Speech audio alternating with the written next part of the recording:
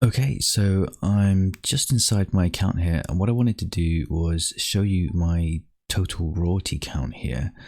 So as you can see, my total Amazon earnings, my publishing earnings are $52,000 and £5,000, 1,000 Canadian dollars. I guess this adds up to around $60,000. I'm not 100% sure.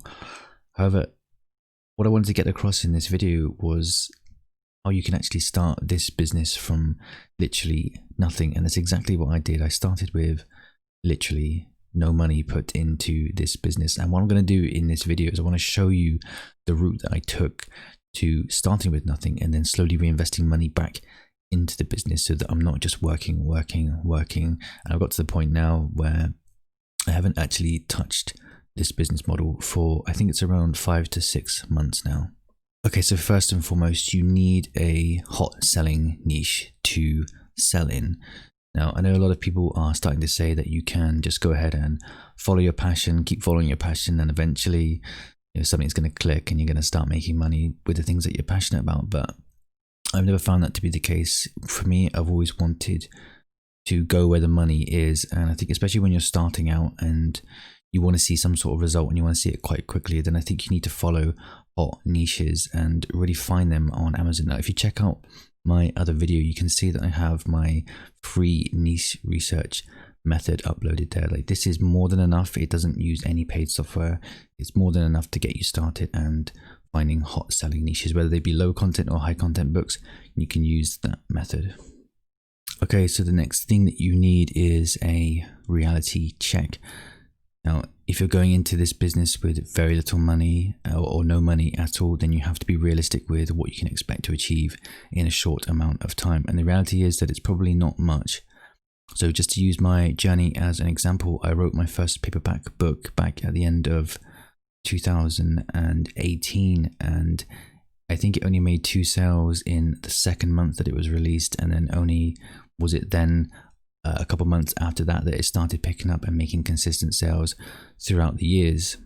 Now, on top of that, it took me 3 to 4 weeks to actually write this book and get it uploaded on Amazon, which in the grand scheme of things isn't much, but if you're starting out, it does seem like a lot of time and a lot of effort to put into a new business. But if you put the time into it and you make a high quality book, you will see the results, I promise you. So the next thing that you need is a high quality book. Now, a lot of people go into this business and they go ahead and they shove out these low content books, and they're really bad quality. They shove a few up, they shove like 10, 20 up. They don't make any sales and then they quit.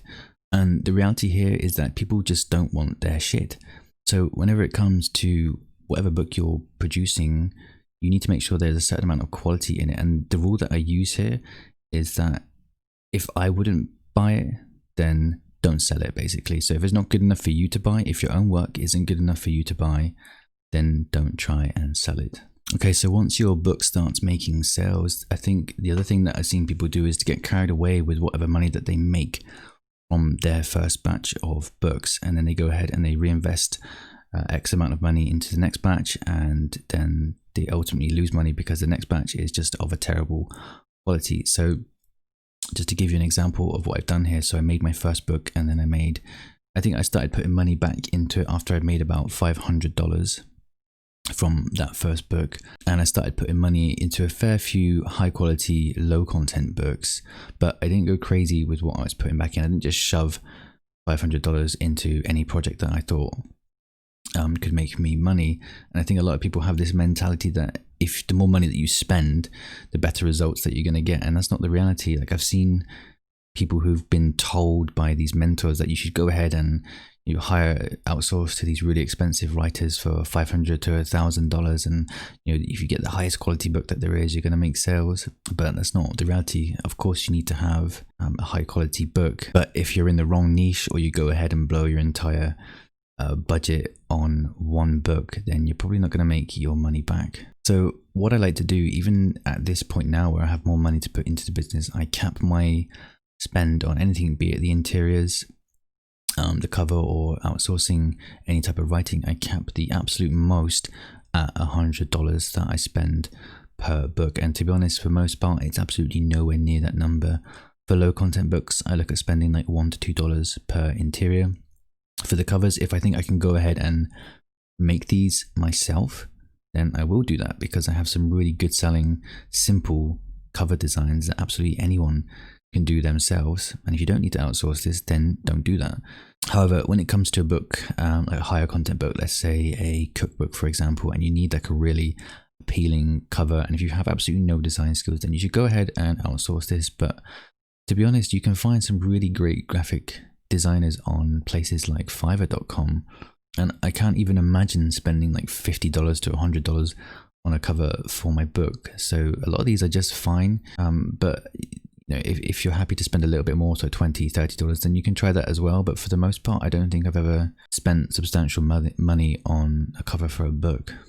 So the last stage of my journey here was to actually take a break from publishing for these last few months, and I've continued to make money through these months, but it got to the point where you're uploading so many books and you're doing so many things and you're focused so intensely on this one project that you kind of, I think you lose track of the quality that you should be putting in. You kind of burn out and it becomes more of a job than anything. And for me, what I did originally was to do, I think it was about 3 months of pretty solid work on this KDP business. And then I took a break for a few weeks just to sort of recharge and get some ideas.